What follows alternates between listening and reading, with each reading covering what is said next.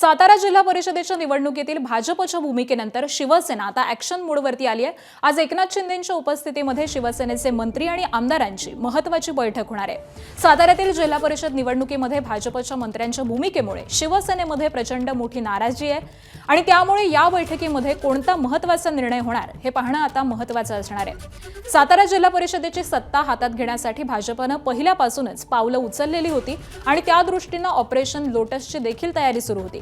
त्यामध्ये भाजपनं राष्ट्रवादीचे 3 आणि शिवसेनेचे 2 सदस्यही फोडले होते आणि या सर्व प्रकारामुळे शिवसेनेमध्ये भाजप विरोधात तीव्र नाराजी आहे। एबीपी माझा, उघडा डोळे बघा नीट।